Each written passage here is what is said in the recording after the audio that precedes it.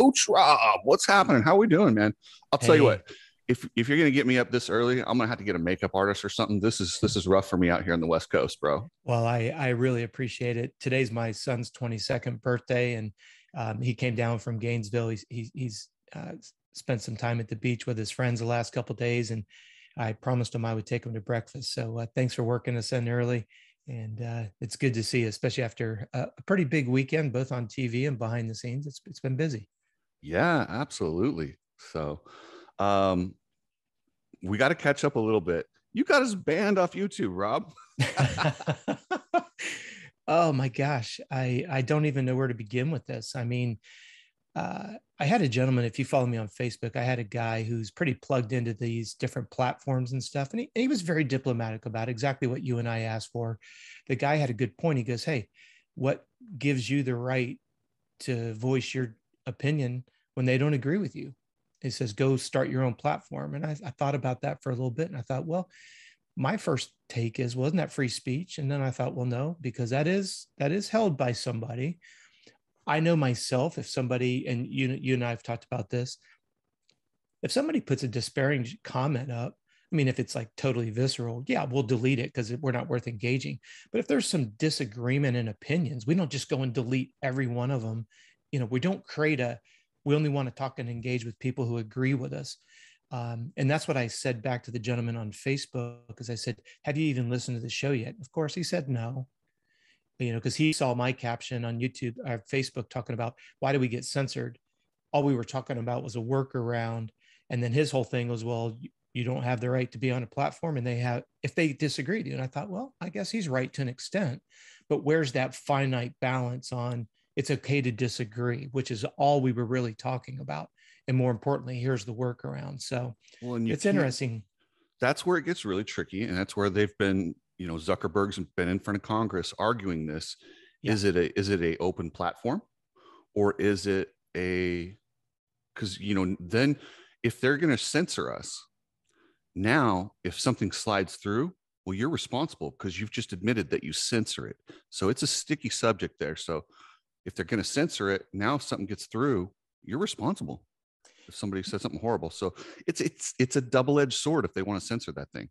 No, I totally agree there. Here's the thing that I look at, and this we're living in a time where change happens pretty damn quickly. And we talked a lot about it on the show that was actually clipped. And that is, things are going to change. And I said it in the last show, and I'll say it again. To me, the macroeconomic wheel will prevail. So in this case, if they're going to censor what we say, I don't see us saying that we want to, I was going to say something pretty rude. I won't say that. Yeah. We're not endorsing bad behavior. We're not No. endorsing, you know, um, things that I could say, yep, we have a reason to be censored. What I will say is, if you're going, all of our listeners, any content providers, you're going to force us to go to different platforms. And we all know eventually, I mean, if you've watched or listened to anything about Google says they don't censor. And then the people that have come out as a whistleblower saying, here's this blacklist. If you put in Google certain keywords, they redirect the narrative, right? Well, you can complain about it. We'll go start a new Google platform, to this gentleman's point that he pointed me out on Facebook. And I think that's what's going to happen. And I think that, again, the catalyst for change is never a bad thing. It's frustrating because nobody likes change, but that's going to be incredible. Now, where I get a little bit concerned, I don't care if you're on the conservative side or the liberal side, the side independent. What I would love, and we're never going to get it. Anybody who thinks you can get it is crazy. How about we just get a platform that truly allows everybody's differing opinions, not starting to slate and redirect the narrative, which is what you're seeing with Google, what you're seeing with Facebook. If you disagree, they censor you. If you disagree, they put you in Facebook jail. That's not cool. You know what I Well, mean? and I want to thank our buddy James Jetmar for pointing me toward a new site Rum. called Rumble. Yeah, I don't know absolutely. much about Rumble, but I don't either. I created us an account Okay, and good. I posted up the band video. So if you want to see it, go to Rumble.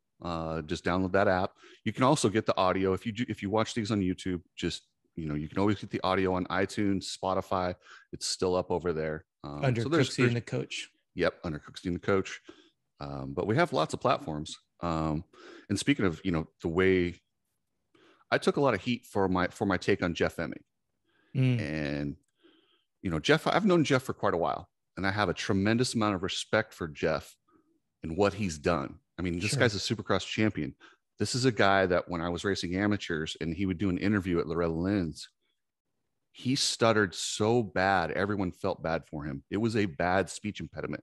And the fact that he's turned around and become one of the best announcers, because I didn't argue, he did an amazing job. And I was like, I thought about it for a bit, and I was like, okay, I got to shut this down quickly. No, I disagree with him stepping in, and I stand by that. And I think that was a bad move. And I told Jeff that, but I don't want that to be personal. It's not a personal vendetta against Jeff. We can agree to disagree. I have a different background than him. Maybe he grew up in a family where unions didn't do good, or everybody has different opinions and different places they come from. And while I disagree with his opinion and I stand by, I don't think he should have jumped in there. I got nothing but love for Jeff. So, and I wanted to make sure that I let him know it's just about the topic, and it's okay. We don't have to go personal, people. Well, think about it this way: for the some of the listeners that are our age, we still have an appreciation for what Jeff accomplished on the track, dethroning McGrath, and all of the things. I still remember the day that he rolled out in the all black shift gear. I'll never forget that day as long as I live, because I remember thinking to myself, boy, that's a statement. It's 190 degrees out, middle of the summer, and he's out in black shift gear. Like, I'm here to make a statement. And that day he did. I have nothing but utmost respect for him. I've been able to, when the Toyota Moving Forward program came together, Toyota flew me out. We were at Ponca. Jeff emceed it. That was the first time I got a chance to meet Jeff. Jeff, think about it. When that was happening, Jeff was he was known as the racer, not as the commentator. And the reason why I'm going down this thread of thought is, for those of us who remember when Jeff overcame that speech impediment, you cannot help but think about the amount of pressure he's under. He's got his voice in one ear. He's got the producer in his other ear. That's a lot of pressure. And I don't know about you, but get into a high pressure situation, I find myself losing words, losing my train of thought. And Jeff just is seamless. And then it allows him to be able to bring out that racing experience. He does a great job bantering during the show. He doesn't over talk.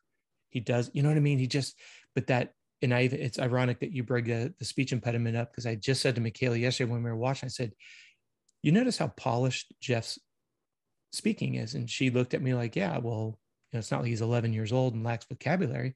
I said, no. What's amazing is I remember listening to him stuttering, trying to do an interview. And because I think, if I'm not mistaken, wasn't it Keith McCarty that at Yamaha that took him and I think they put him through some kind of a program to help him address that. I don't hold me to it, but I think it was Keith McCarty at Yamaha. But to watch Jeff get more and more comfortable being in front of a camera, and now he's a live broadcaster. How freaking awesome is that? Well, and yeah, that just shows you take a weakness and make it a strength. And yep. If you heard him in the 89 at Loretta Lynn's when I was there, I remember going, whoa, this is going to be bad when this guy makes the pros and wins a Supercross, because he can't talk. Yeah. But it was, and I just stuttered right there. See, here's where I have a man crush. Here's why I have a man crush on Emig, because I respect anybody who can overcome adversity. And I think about, we joke a lot about this. Tim Ferry is the most successful second place guy in history, behind Ricky Carmichael, right? So it's kind of like, look at Jeff Emig. He's up there against McGrath. And you think about that generation. You're literally talking 20 guys, because we had factory teams that had 3 and 4. I mean, there were big factory teams. Jeff Larry Emig Ward, Doug Henry, Sebastian Tortelli. I mean, look at that. And if you go through each one of those colors, 2, 3, 4 riders, everybody was busting their ass. Nobody took anything for granted. It's like Jeff had to bust through this glass ceiling, and then he had to bust through this glass ceiling. And it wasn't about, racing against you and I. You're talking about Jeremy McGrath. You're talking about, like you say, all those badass dudes. And Jeff did it. And then he overcame a speech impediment, and then got freaking shafted on this TV deal. And now he's back on the TV. I mean, one adversity after. I mean, I picture somebody at 100, the 100-meter hurdles. How many more hurdles can this guy knock down? You know what I mean? He's one quite a hell of a few. fighter, hell of a Well, and fighter. that's why I felt bad, because not necessarily that I went after him for that topic, because I still stand by that position, but I just don't want it to become personal because I have a differing of opinion, and I was just like, agree to disagree, and then Yeah. that's it, and that's where we leave it, you know. Well, let's not leave it for just a second. Let's leave the idea that we know that Jeff's a badass on and off the track. He's a hell of a person and as a racer. I think he's fantastic. I always enjoy being around Jeff.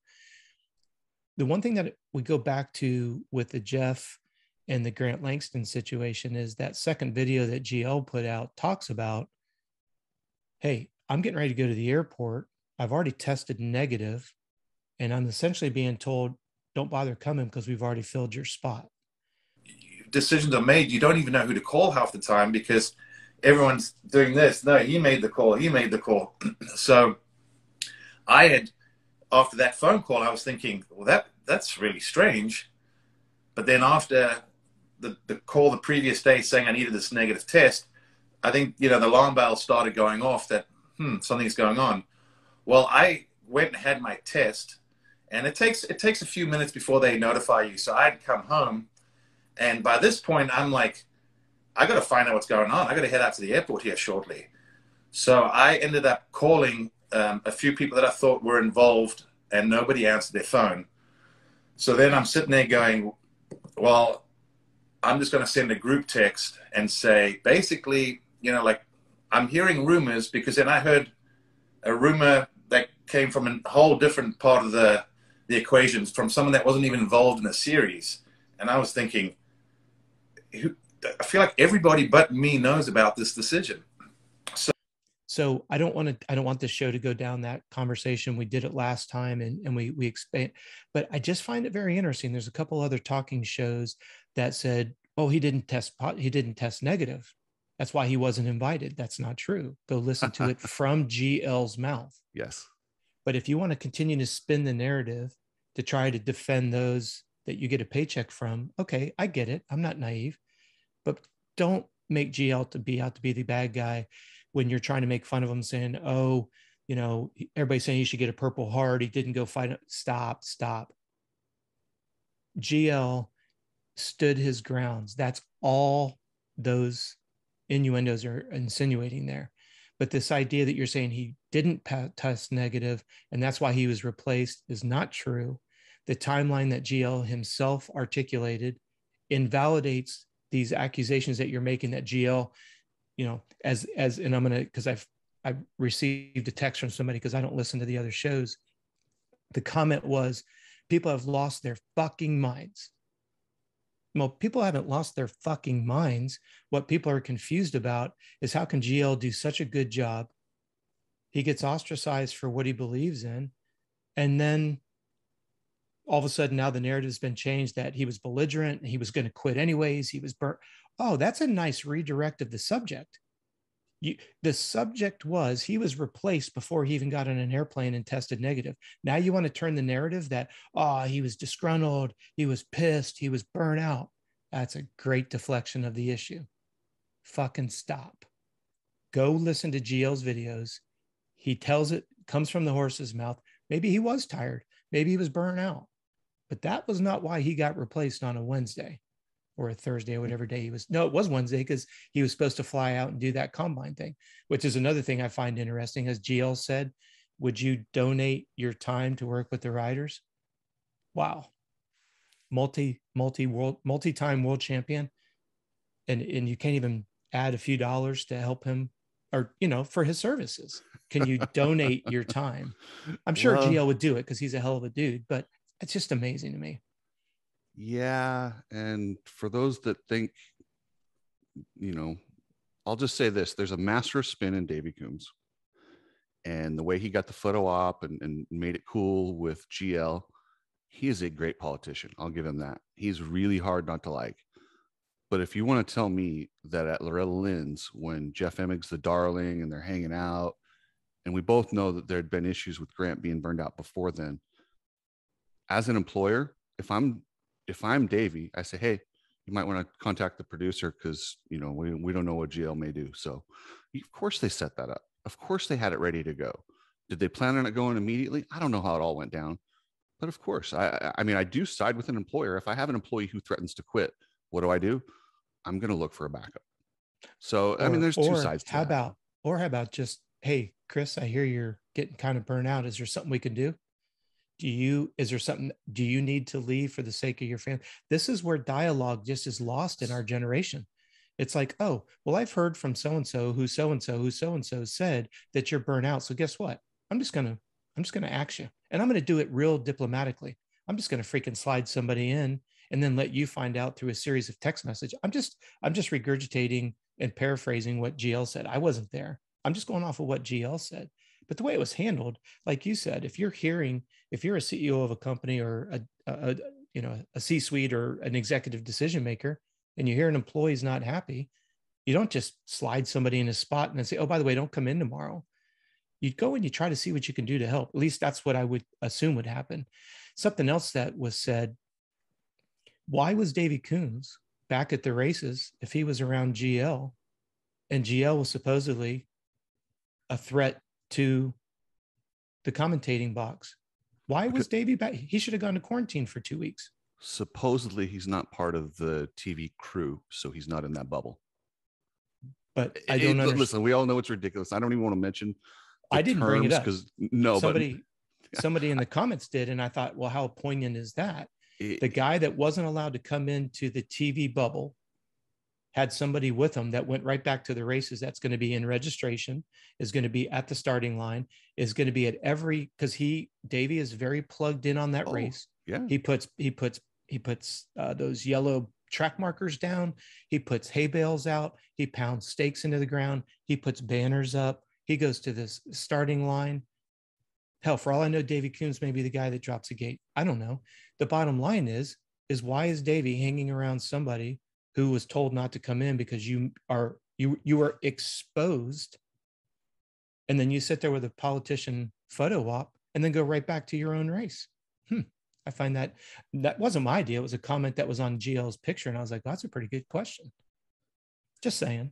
Yeah, this whole thing's gotten out of control. Like you said, I'm saying it in total gist. I'm saying I know, absolutely. I frankly don't give a shit. You know what I mean? And that's kind of that was our point from day one. Yeah, I'll take the risk and roll with it. Yeah, I'm not going to walk up and kiss somebody who's got COVID, but I'm not going to act like he's got the plague either. Correct. I just don't understand it. It goes back to what we said when you and I were in middle school together. If one of us were sick, we didn't hang out for a couple of days. But anyway, we beat that horse last race or last show. And I'm fully recovered. I feel great. I was going to ask you, how are you feeling? Good. Perfect. What did you think about the backwards track? I like the backwards track. I know you're not a fan of it. And, you were texting me during the race and stuff. The only thing that was a little bit difficult, and I know that that Emig talked a lot about it, was that start, quick right, quick left. It doesn't leave. It's just simple physics, right? If you're taking 40, and I have a question for you on the number of racers. I didn't know we had 43-man gates nowadays. But I don't know, why would you create a first turn like that? It's not if it's going to be a bottleneck. Can you imagine? All right, here, take your question a step further. Can you imagine something like Loretta's? You know how they make that right hand around the mechanics area? Can you imagine if they made that a snake? Instead of like ripping into the woods, they would spread that out, right? Because you wouldn't want to have 42 guys ripping into essentially 2 180-degree turns. So I thought the start was a little sketchy. I mean, almost, I hate to use the word dangerous because our sport's dangerous, but you're screwed if you're on the inside and you're screwed if you're on the outside. Either you're going to, this top 3 or 4 guys, look at Jett, as he said, woohoo, finally got my whole shot, right? But even, he's the only one that was able to just knife right through that. And then it took up Savachi, and it collected a lot of guys on that inside that I'm sure were like, this is the stupidest start I've ever seen in my life. So other than that, I liked it backwards. I know you didn't, though. Tell me why. It's not that I didn't like it. I just, I don't like having, I understand in these times you have to go to a place twice, and let's make it as different as you can. But when you run stuff backwards like that, I felt like it changed the lines to where it didn't open up as many as because it's not the natural flow of the track. But other than that, I mean, I wasn't super pissed about it. I would have liked to see the other track. I like the other one better. That's it. Nothing too. What about how deep those ruts got though, and that hook at the end of a lot of those corners? On the opening lap of the second moto of both 250, I thought they were going to get their feet ripped off the pegs going through the corner. I couldn't believe how deep it was. It was nasty. I don't like that either. And these track guys think, oh, well, let's just soak it so it stays in there. No, we can have a little dust. It's outdoor motocross. Just rip it, wet it, and then, I mean, if you look at the way that they prep tracks in the 90s, but now we're talking about a different power, a different tire. Yeah. Right now, you know, I watched the race with my dad, and I'm like, look at those tires. Look how big they are. You expect a track to hold together with a 450 and a razor blade on the rear tire? Mm-hmm. It's just not going to happen. No. There's no way. So until we adjust knobby size, which I've been beating into the ground, and hopefully someday somebody will listen and do something like they do with the ISDE tires in Europe, the tracks are going to fall apart. There's no way you just can't keep dirt together. At this point, it reminds me of like a snowmobile track, the way it just shreds it. Yeah. So now let me ask you this question, because you're out on the West Coast. All these forest fires, air quality, do you think Hangtown goes off, or do you think we end up back at Paula? I know they're going to do everything they can to get Hangtown off. I don't know. And I don't know the current air quality. I would say they are going to do everything they can. Since the championship has wrapped up in the 450 class, and it's pretty much wrapped up in the 250 class, I don't think they're dead set on getting the race off. I think that loosens the pressure. Yeah, that makes a lot of sense. I've got some clients that were out west that sent me pictures when they were driving right past, the racetrack. And I mean, I want it to happen. You want it to happen. We're not trying to create a shitstorm of a conversation. It's just the reality of, I mean, looking at these air quality controls as a racer, can you imagine trying to race in those kind of fire, with that much leftover smog, fire, smoke, all that over the track? That's not the track's fault. It's not bad timing. It's not politics. It's not anything. It's just the world, it's just what's going on right now. But I was just thinking, gosh, I hope that I don't know if it's rain and the wind combo that can clear that out, but I sure hope that happens here in the next 3-4 days. Well, and then at the same time too, with all that going on, do you want to gather people in an area and then, run the risk of, if something's going on and, the services are already stressed, do you want to add to it? There's a lot that goes into it. I hope they get it off. I like to see as much normalcy as we can in life, but it's not the end of the world if it doesn't go off. Dylan already got his championship. Jett, I believe he'll wrap it up in the first moto, whichever race they do next weekend, whether it be Paula or Hangtown. Yeah. And then let's talk about Michael Lindsay and the team. Okay. They announced that they are no longer. Did you hear that? Yeah, it's disappointing to hear. Do you have any insight as to why they're going away? Is it a budget issue or what's going on? First off, anyone who opens and starts a team, it is hard. And that's why there's so many teams that come and go in this sport, is you have to find a big sponsor. And that's the only way you make money, is from the sponsor. There's no money coming back from the race promoters to these teams. And if you don't have a product that you're selling specifically, like Honda, KTM, or these factories that use this as a marketing tool, racing is not a beneficial. Like for Michael Lindsay, yes, he got some Honda support. He had some other outside support, but he had some people fall out that he was really counting on. And rather than short pay or do the things that some of the other teams have done, he said, guys, he went into his own pocket. He was driving his own semi and paying with his own credit cards, and he ran out. He's like, listen, guys, I can't do it anymore. And yeah, respect for letting them know, right? Instead of just dragging them on and burying everybody. Now, were the sponsors, I don't know if you're at liberty to say, were the sponsors inside the sport or outside the sport? He didn't want me to say. He asked me not to put anyone on blast. Sure. No, that's what hurts, is when, people make promises and hey, things change. I've had to make some adjustments over the years, in the endurance world. They've gone to what's called virtual running, virtual triathlon, stuff like that, which for the life of me, I don't understand. If you want to send me an entry fee of $150 and I send you a $6 medal and a $4 t-shirt, that's a great ROI. I mean, I think it's a coup and a half by these endurance race promoters, but that is our largest division. And when that, we are hired as a company to provide coaching services for various marathons and triathlons around the world. Well, all of a sudden, when that gets cut off, yes, we have to reconfigure, but we try to do everything about 3 to 6 months in advance, but when things get cut off immediately, props to Michael for letting everybody know. I did hear, and you obviously being a journalist yourself, I did hear he's going back over to Vital. Yes, he is. Yeah. So that's cool.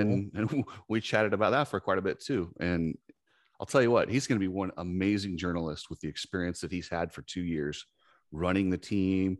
And he was talking about the inner circle with the truck drivers and sure who he thought was cool, who isn't, who, he's got he's a true insider now. Yeah. And he's like, listen, these guys have a different respect for me because they know I've done the same struggle they have. I'm not just over here taking pot shots at them. Yep. I've done it. I've got the elbow grease. And I'm like, dude, that's like, Michael, I am hats off to you, bro. And you know what? I don't like Vital because I think it's visceral, and they are the same people that just come over and literally they attack me over and over to the point where it doesn't matter what I say. And there's no logic. But when Michael was there, he moderated it pretty well, and they listened to him, and he does a good job. Maybe he can help clean that site back up. And, Guy B's done a great job with it, but Michael Lindsay is Vital, and I'm glad he's going back there. And he was really down last night when I talked to him. And yeah, I bet. I was like, dude, just listen, you did your best. Yeah. The fact that you took this on, I was like, just, suck it up. He's like, yeah, I know. But he just felt like he let Cody Schock, like he feels like he let him down. No, I can understand that. But on the flip side of it, he's also made Cody Schock a household name that we're all talking about. So, exactly. Hopefully Cody gets some options. I've got some ideas about where I'd love to see opportunities for him go. I haven't spoken to any agents that say it's going to happen, but we'll talk about that when we get a little further. Michael has no reason to hang his head low. The thing that I'm pumped about is to see Michael go back to Vital, and you've got Ping over there. I love everything Ping does, obviously, not just because I consider him a dear friend, but the idea, I just love his personality. I like the way he writes. I like he has a great sense of humor. Whether you agree with him politically or not, that's okay. He's okay if you don't agree with him, which is unique, Yeah. He's all ears. He's always open to listen. The Ask Ping section is cool at Vital.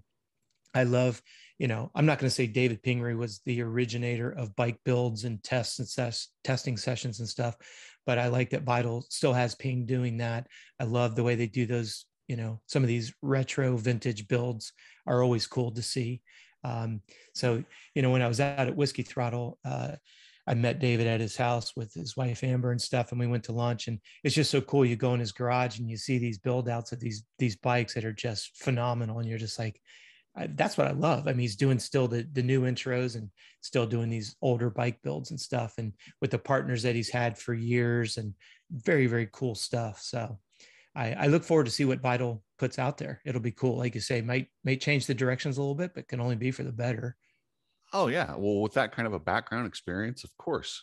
Yeah. Michael was young the first trip around with Vital, and now he's a man now. He's not just that kid that run around asking questions. And now we're going to see Guy B in the sport, or is he leaving the sport altogether?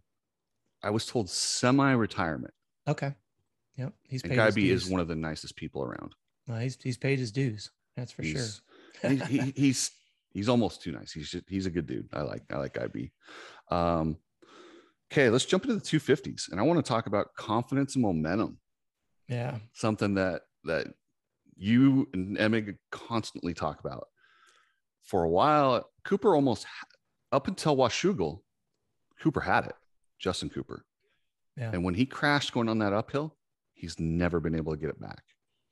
He hasn't been able to get it back. We know that's one of our problems with our sport. We don't get a lot of clarity as to what actually happened. Maybe he banged his head. I don't know. I know all of us got to see that same, amateur video of, kind of catching it out of the side there. Who knows? I don't know if he hit his head and it's just not been the same. I think the guys over at Star, because Will Hahn was still there when that happened, Will would have said, hey, look, if you smashed your head, you probably should take some time off for your own health. I know it doesn't always settle well with our sport, but yeah, I don't know. I mean, I don't want to say that you and I have a looking glass when we did the prediction of the year with Hopper. And then when I was on with Daniel Blair and Toolman Dan over at Main Event Moto, I've always saw Justin as, I don't want to say the mental side. It's either 100% on or it's 100% off. Because of course it's easy to jump in on Jett's bandwagon now, right? Because he's clawed his way to the top. It's very easy to get onto Cooper Webb's bandwagon when he started to crawl his way to the top at the end of Supercross, and then throw both Roxon and Justin under the bus. That's not what I'm trying to do. All I'm saying is I don't know what happened. There was definitely, in all fairness, I've said this to you before with every show we've done, I've always quoted Jeff Emig by saying I'd rather take momentum over a points lead, and that's exactly where I got it from. And then he stated it again this past weekend. That momentum is shifted, and we see it even with Jett getting starts. I love, if you guys go to Whiskey Throttle, and Jett's dad was a little bit snide when he said, hey, internet people, we get it. We need to improve our starts. Thanks for the heads up, because we couldn't figure that out. And then, they asked Jett and they go, what are you doing differently? He's like, I'm just not worrying about it. Just, I did it. If you go back to the first MPH series that we did over at Whiskey Throttle, it's on the tail end of Jeremy Albright's video. We talk about the difference between accomplishment and confidence. And I would encourage people to go listen to it. It's the last 5 minutes of that Whiskey Throttle show with Jeremy Albright. But the idea here is, what comes first? Some people say as you get more confident, you're able to accomplish more. Some people say you've got to accomplish something to have more confidence. I say you got to step back, and you can almost look at that as an endless loop, because they are more synergistic than they are exclusive. That is definitely a chicken and the egg scenario right there. Yeah. And my answer to that question is, the only thing you can do to get that endless loop to start is you've at least got to be willing to risk failure. You got to go out there and shake down why you can't win. In Jett's case, wasn't able to get the starts. Well, trust me, he wasn't out having to focus on his cornering and his jumping and his rhythm sections. I guarantee you they went through clutch baskets like a Pez dispenser. And now he's turned that around. And now we see a little bit more success. He gets a little bit more confident. And as he said, when he came under the tent, woohoo, I got my first hole shot. I mean, to think about it, we're all talking about the entire race. What's he excited about? I got a damn hole shot. It's just like he realizes that's the only piece of the puzzle that needed to be really addressed. And thanks to all the keyboard warriors that were telling him his starts suck, evidently he and his dad listened finally. So. Well, and you, me, and Hopper we were all critical of the Honda. Mm-hmm. We did not know if it had enough power. We were like, okay, is this bike going to be able to get him where he needs to go? Yeah. Well, clearly they found some horsepower. That wasn't an issue. And the weight, but it sure helps when you got a guy like Jett with that style. Absolutely. Next level, manualing, finding ruts, keeping his toes in. Like, he's literally a modern day Jean-Michel Bale, in my opinion. He's so good. Yeah, I totally agree. The person that's got to be pulling his hair out is Jeremy Martin. He chased Ferrandis around all year long last year on an underpowered Honda, while the Star Yamaha, just pulled him like a tractor pull. And now this year you've got, the Hondas are literally getting starts on par with the Star Yamaha guys. Think about last year, there were 4 Yamahas out of 5 guys in the first turn, damn near every race. Yes. And, now we're seeing 1 or 2 Hondas in there, and it's, like you said, they've made us eat our words, particularly myself, because I didn't, Star Yamaha's had just such a significant horsepower game over Star, and they've bridged it. And like you say, you add that. The one person I feel bad for, of course, is his brother Hunter. He's dealing with some health issues and stuff like that. Those aren't my words. That's what he has said, and they said it on Whiskey Throttle as well. If he gets the health issues under control, what will we see in Supercross next year? Because Jett's obviously going to be having a tremendous amount of emotional high and momentum. Hunter's damn good rider. I am going to have to. Let's not forget, Hunter won a Supercross. It's not like he had a bad year. Right. Yeah. Because I'm going to have to owe Hopper an expensive dinner, because Jett has single-handedly beat Hunter. But the beautiful part about it is, Hunter's no slouch. We talked about this with his MXGP background. I mean, we can't forget that's why he even got an opportunity to come to the States. I just say props to the mom and dad, because they've cultivated two riders that have persevered. Jett sleeping on a pool table, eating tuna. His dad eating 1 can of tuna a day because he was budgeting so his other kids could eat a baguette and some tuna. Their story's unbelievable. And I just firmly believe those adversities and those trials and tribulations. And I like what Emig said when I think actually it was Weege that said it, when his dad, Darren, said, he told the boys, doesn't matter what the hype is around you. It doesn't matter what your talent is. Yeah. Until you win some championships, nothing else matters. Stepping up when it matters. And I love what Jeff said. This is the time when the cream rises to the top. And yeah, it's easy to side with Jett because he showed it. But hey, in all fairness to Jett, let's go back 5 races, getting a 17th place start, getting cross-rutted with, a 3-digit number. Again, no disrespect to privateers. They're fast as all get out.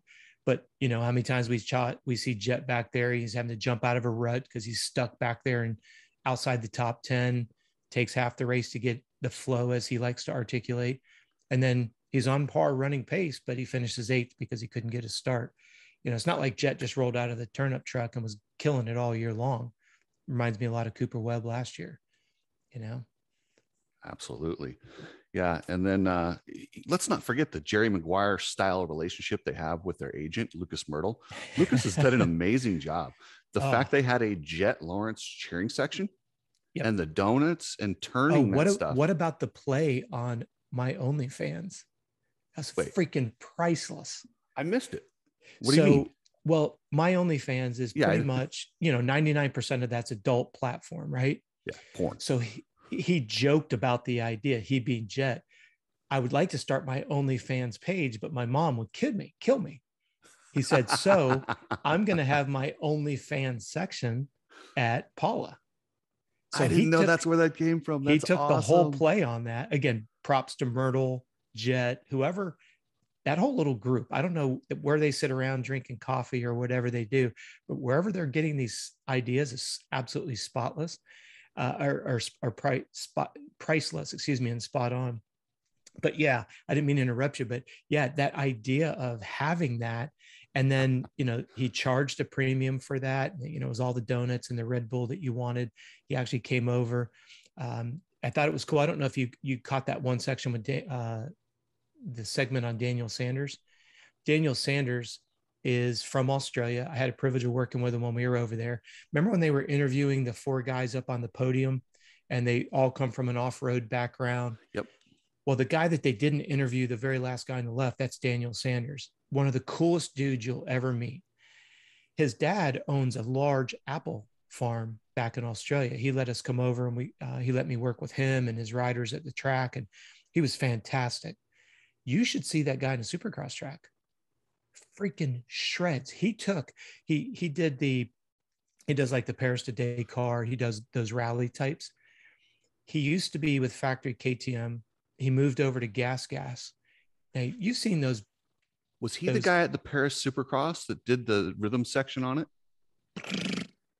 All the way. And I couldn't believe, the other 3 dudes are great guys, but you want to hear somebody that's dynamic, a Jett type of personality, they should have put Daniel Sanders on there. Everybody would have been laughing their asses off. He is the coolest dude and one of the absolute most talented guys I've ever seen. When on his apple farm, he has an off-road track, of course. He has a killer motocross track. He has a full-blown to scale supercross track because when the Aussie Supercross was going on, Brayton and all those guys came to Daniel's house and trained at his place because of his supercross track. That's great. And the dude will send it. He'll take his off-road bike and he'll freaking send the supercross track. Nothing he won't jump. Well, it's funny. Some of those guys are just talented. Badass. The late Nicky Hayden would go out to Glen Helen and battle with Nate Ramsey when Nate Ramsey was on Team Honda. It's just talent is talent. Yeah. But no, it was great to see all of that in Jett's, Jett OnlyFans section, and he didn't disappoint. So, and going back to your comment about Myrtle, that is a great analogy. Jerry Maguire, show me the money. Yeah. I was talking with Myrtle. He's got some perspectives as an agent that doesn't surprise me why he's so successful. Some people say he's brash. Some people say he's this, but, you know, and again, until you ever spend some time in Myrtle, you're never going to understand exactly what I'm talking about. He's not just, you know, we think about some agents in kind of a derogatory comment that they're all about the money and all. I mean, yes, agents make money as the athletes make money. But what's different about Myrtle, and I will say this even for the entire Wasserman group, in my biased opinion, seeing the actions of the Wasserman group, they really have the interest of the riders at the forefront. And the way they go about it, they don't just lay down and take no for an answer. And I know that doesn't always rub well, that rubs the teams the wrong way sometimes. But when you understand that these agents are truly representing what's best for the rider, not what's best for the team. And I'm not saying take advantage of the teams, but I tip my hat. I talked to Myrtle and some of the things that he's talking about doing and the way that he gives analysis on things. I've never seen anything like it. And it's not a surprise that you see Jett with a Red Bull deal, and don't be surprised to see more. I wouldn't be surprised to see more out of the sport sponsors coming, because Lucas doesn't think just indigenous. He's constantly looking outside, as the whole Wasserman group does. You look at some of the sponsors that Wasserman brought for Chad Reed, Ricky Carmichael, Ken Block. That's the Wasserman group that represents those guys. They do a fantastic job. And Lucas, he takes his job serious. Look at his Instagram account. He's fucking up at 3:30 in the morning. Yeah. And let's give credit too. Myrtle's one of the ones that fought the sponsor reads in the end of the interviews hardest. He's like, dude, I get it. These guys want us to do this. We don't want to do it. Yeah. And he has had to battle with these teams over this, but look what it's done for the brands who went, okay, go ahead. Don't do the sponsor read. We love it. Look at, I mean, and Star Yamaha started letting Dylan talk. Yeah. And look what that's done. We love them. And it's always interesting because there's not a listener right now that couldn't tell us who Jett's three main sponsors are. You got your Red Bull, your Alpine Star, and HRC. There's not a single listener that wouldn't tell you those three. But it's not because he sat up there and just, read some repetitive sponsorship list. Absolutely. Are the other teams paying attention? I would think so. Who's the catalyst behind it? Lucas Myrtle. He said, if my guys ever get up there and rattle it, he says, there's hell to pay. There's wrath to pay with him. Well, and I mean, but here's the thing is he had to fight behind the scenes that nobody knew with these people who wanted the sponsor reads and telling him, no, this is the way it's done. No, you don't know what you don't, you're just an agent. You don't know. And he's stayed with it, and God damn it, if he's right, it just makes me happy. And then how about your guy Will getting his guy Mosman back up there?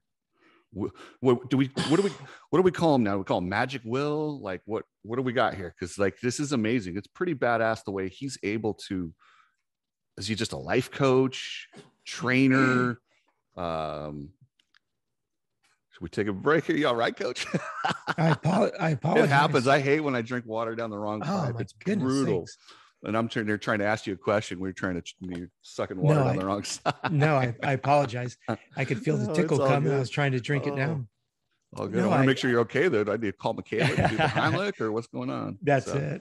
I'll be yelling for Michaela here in a second. But no, I mean, Michael Mosman, he looked like he was going to win that first moto, and one mistake. Yeah, but those are going to happen. I mean, remember when Ricky Carmichael looped out his Honda CR 250? I mean, you're going to have those as you're on that steep learning curve of leading a race, controlling the narrative of the pace. We all can talk a big game as we sit here on a podcast, but put yourself in that position.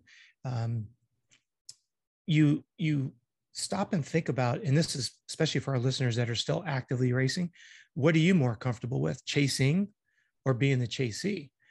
And not many of us, unless you're a consistently good starter, not many of us understand or have had enough experience. What does an open track look like? And you realize, hey, I'm controlling the pace. Some like it. Some of us have grown up. Look at a Mike LaRocco. What was his claim to fame? He was always coming. He was coming the entire moto, and he hoped the moto was long enough he could run you down and win. I just think for Mosiman, it's just a matter of time. I do believe, I've said it in 5-6 different shows. Yeah. I think when Will moved over there, He changed the attitude. He changed the perspective. Look at his success at Star. Yeah. Now, how long will that, are we saying that Will is single-handedly responsible for Star's success? No. It's a sum total of all parts. But all of a sudden his one part vacates. I don't know Seth. I've never met Seth. I know he's over there at Will's job. Well, I take that back. Seth came in as a manager, right? Seth Rarick? Was Will the manager? Yes. Okay, so they did swap positions. I don't know Seth. I've never met him, never talked to him. I've never met Will, just obviously what I've seen and heard from other people. Whatever cog Will was bringing to Star, he's clearly brought it to Gas. We saw Barsha. We know he's happy that he's there. We miss him. We miss him in the outdoor series. But man, Pierce Brown had a great weekend until he got hurt. And Mosman's just constantly inched his way back up. And it's not, oh my goodness, he got a start, fades to ninth. He's up there running the pace. Well, and we always talk about with these racers, everybody that makes the race is 90%. It's that extra 10% that separates the field. Mm-hmm. I mean, it's not that much of a difference between first and fifth. And having a guy there like a Will who can know what to say, when to say on race day, it doesn't sound like much, but to have a guy come over and say, no, you're good. Or, hey, try the outside line. It's life-changing. It literally means the difference between first and fifth. You know, whatever he said to Michael Mosman between motos after he's probably beating himself up because he knows he had the moto win. But meanwhile, on sidetrack, watching that race, you couldn't tell on TV. That thing's built on a rock quarry. Yeah. Every little white spot that came up is a gnarly round rock. And I don't know if that's what he hit, but I was trying to explain that to my dad. I'm like, this place is scary. I don't like riding there. Well, Jeff Emig said the same thing, you know, that he's glad he's not out on the track because it was so rough. And let's not forget, that's what reached up and bit AC. He's coming over that drop off. And like you said, he didn't hit a rock. He hit a boulder. That was AC's comment. I'm paraphrasing. Yeah. But, you know, back at that first round. And yeah, I have to go back to Will because you look at the success that, and it's easy to say Ferrandis because he just wrapped up the 450. But just like they said when they were giving the recap of Dylan's success, 250, West Coast Supercross champion, outdoor national champion, now 450 champion. And who's been with him through it all since he got here? David Villeman. And so then you look at Will Hahn, has the experience, has experience as a racer, has experience of a racer with a brother that was successful. I loved Will's story when his brother's like, you got to give it one more shot. You can't stop now. He gave it one more shot and it turned out quite well. Moves on, goes to team manager position, just brings Will Hahn perspective. If you've ever heard him on Whiskey Throttle, or if you've ever heard him on other shows, he's freaking hilarious to listen to. So imagine if that was in your camp. He's a good grounder. Hey, you're over there losing your mind. He's a good diffuser of those types of environments. And then you look at the athletic poise that Mosman is showing.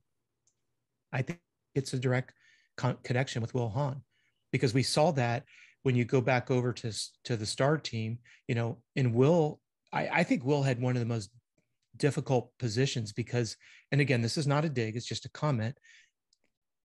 Can you imagine all these young kids that Star Yamaha was bringing up? He had to try to bridge that gap. I mean, you look at, and props to Levi Kitchen this past weekend, you know, he did a phenomenal job breaking into that top 10, especially in that second moto. And you look at those things and you go, man, but Will Hahn, how many, and I don't know what the number is, how many riders did Will Hahn have to bring from Loretta's and then get him into that rig? And the learning curve and let's face it, the lack of experience, and Will's trying to give him the shortcut version.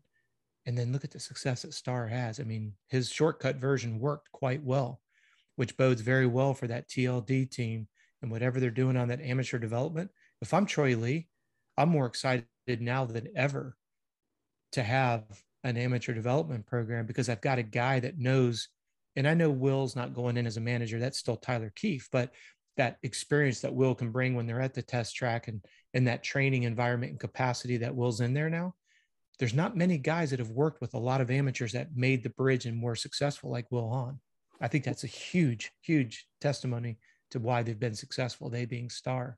And you got to give Tyler Keefe some credit too for having the lack of ego and saying, yeah, let's bring him in. And he was one of the spearheads that said, let's get Will over here. Sure. You know, because that's a guy who could literally replace you. He knows how to do the job. He's done the job. And to put him with you, that takes a lot of security and a lot of checking your ego. But it's the good of the team. Good on him. So, yeah. And then anything else on the 250s before we move to 450? No, just the 250 class is just, I think it's been fantastic. This is one comment I do want to say. You could say it's for the 250s as we segue into 450s as well. What are your thoughts when you see these qualifying times and you see these guys that are 45, 50 seconds a lap off the pace? What are your personal thoughts on that? Well, first I want to ask why they're 45 seconds off. Did their bike fail and they never really got a lap in? How many of those guys were there? Well, I didn't get a definitive number. It's been brought to my attention via some text messages that people have sent me. And there's two schools on where it's coming from. You have some people that are fighting like crazy to get their pro license and can't get a definitive answer on how to get it. And then those that are like, how did that guy get his license? And look at his lap times. And is he not both a detriment to both himself and others? And when you see guys getting lapped 2 times, and again, like you said, we're not naive. We know you could lose the front end, stall the bike, couldn't get the bike started. Shit happens. We get that. But at what point do we not have could we not tighten that up where you've got to at least be in contact with the leaders? I don't know what that magical number is, but I'm talking from a safety standpoint. Man. Okay, so you're not talking about just in qualifying. You're talking about during the race? Yeah. You get it. Okay, so you're going that slow during the race. You need to just get off the track. Well, but that's where I'm saying, because I think they're separate, but yet they're somewhat integrated as well. You know, when you see in practice, when you see in qualifying, they just are not on pace, but we're trying to get a full gate. Is that really the right approach? Well, there's a whole listen, this is a rabbit hole that I'm about to go down with. The reason there's no national at Glen Helen is because of the pay. How can I keep a guy, Wilson Fleming, friend of mine, or I like Wilson Fleming. He's a really good rider. He doesn't ride outdoors because there's no money. He just retired. He's a guy who consistently makes 250 main events. Okay. Can't make enough money we cannot keep a guy like Wilson Fleming who's fast enough to be a part of the show, maybe be a lap down, maybe be top 20. We can't keep him around because there's zero, like you can only donate your money for so long before. And then, but then they say there's no money. Trust me, there's some money out there that can be spread around. And yeah, I'll break it down. The Glen Helen article will probably shed a little bit of light on that and I'll let people make their own decision and people can do what they want with their money. But I believe if you strengthen that core, everything gets better. And then we know these guys and it builds. And I think the whole sport, I get so pissed when people say the sport is what it is. It's just going to be like this. No, it's not. They've done an amazing job at uniforming it and making it look good like a professional sport. Now let's raise the talent level and make the middle class a little bit healthier. Yeah. The ones that say the sport is what it is and quit bitching about it. It's always been this way. People are always going to race because we're racers and we know we're not going to make money at it. That's a pretty foolish comment, because that's like saying that the PGA should have never grown to as big as it is. And they have a multi-million-dollar prize purse at every venue. That didn't just fall off and happen. That was a strategic business model. You could use NASCAR, you can use Formula One, you can use PGA. And I know we'll get some keyboard experts that'll be like, oh, but there's more golf courses than there are race tracks. I get it. I'm not naive. What I'm saying is, how many Formula One racetracks do you have around your neighborhood? How many people in your neighborhood have a Formula One race car? But yet Formula One is a big ass sport. Yeah. So when you make a statement like that, you just invalidated your own statement. There's more golf courses than there are motocross, and motocross has always been, we do it because we love it. And there's never been money in it, blah, blah, blah. That is a foolish comment, because I go back to the Formula One. You and I don't have a 60 million or whatever $1 million budget to have a Formula One team, but there's Formula One teams and they're making money, and the drivers are making a boatload of money. And I know it's all relative, right? It's all in scale. Mercedes, Ferrari is a different price point than a 450. I'm not naive. I understand economics. My point is what are we going to do to try to emulate the success of these other PGA type of, where there is a percentage of the money, TV money, that comes to the riders, that we have a rider's voice. I'm not going to use the word union. I'm just saying a rider's voice. And yes, we can do an entire show on it. I'm just asking, and you bring up a good point. When you have this huge disparity, I'm sorry, what is the criteria for getting a pro license? Because I'm looking at some of these names and I'm going back and I'm looking, I got a couple scathing text messages like, why is Joe Blow out there? And then they go and they give me screenshots of these people racing at, I'm not talking Loretta's. They didn't even qualify for Loretta's. They're talking about an amateur national where out of a 30, 40 person gate, they're finishing 27th and 28th, and they've got a pro card. And they're going, where is, again, for not a, he's got a pro card, I don't. They're going, how did he get his pro card based on those results? And wouldn't that be a detriment? It's kind of like someone in Formula One being that much off, and the fast guys come in and 2 to 3 laps on them. Do you think those teams want to be coming up on those slower drivers? We know that's when carnage ensues. We see it with our own lap riders now. So that's just something for the listeners to be thinking about, not that they can do anything about it, but start paying attention to how quickly, I mean, yeah, we understand. If I'm not mistaken, in the 450 class, I think Ferrandis, Tomac, I think he lapped Savatgy. I think he lapped up to 8th place. Okay. Yeah. I'm not saying that doesn't happen, but it shouldn't happen the first 8 minutes of a race, 9 minutes of a race. Correct. And in road racing, they used to do a thing where you had to be 115% of the fastest guy of the leader. Yep. Or you're flagged off. Off. But what about qualifying as well? Well, that was it. You couldn't qualify. Gotcha. If they had 40 rider grid and only 33 were within that barrier, they couldn't race. If you didn't break that barrier, you didn't line up. Well, and there's a very cool triathlon series, an international triathlon series called Super League, and they have a line on the track. They have it at the swim, they have it on the bike and on the run. So the gun goes off, right? That first swimmer comes out. If you're, and I don't know the exact number because they change it by venue, but let's just say for conversation's sake, if you're 30 seconds behind that leader, your day is over. You could have gone all the way to Italy. You could have gone all the way to Germany. You could have gone all the way to France. If you're 30 seconds off and by the way, this is an invite only race. These are the baddest of the baddest men and women. If you're 30 seconds off the swim, they hold a flag up. Your day's over. Now let's say you make it to the swim, you get on the bike. It's usually a 20 to 30K race, right? They have a white line. When those leaders come through, the clock starts. At any time, if you're over 1 minute behind those guys, you're taken off. Why? Because of the danger of a closed circuit course. Then when you get on the run, it's a multi-loop run. Now there's not as much danger on the run, but even what are they trying to do? They're trying to have the guys the guys and women that are barely making the cut. You don't want them back there sandbagging because they're going to get a paycheck. You want them racing forward. So if they don't make that run loop in a certain time off the leaders, you get pulled up. Now think about it. You've made it through the swim. You made it through the bike, and these badass runners are out front, and their goal is to try to get you DQ'd. They're not only trying to win the race, they're trying to get you. I mean, it's strategy on top of strategy, but at the end of the day, makes for better racing. It shortens the field of depth of how close the racing is. But man, I'm talking about safety. We're talking about swim, bike, and run. It's different when you're worried. You see when Jett took his goggles off and he crossed that finish line at the end of Moto 1, and he immediately looked around because he realized that guy was coming.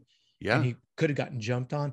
I think at that moment, Jett was kind of like, oh, that was a bonehead move. Thank goodness the guy went to the outside, because that could have been kind of the Jason Anderson at Des Nations getting jumped on.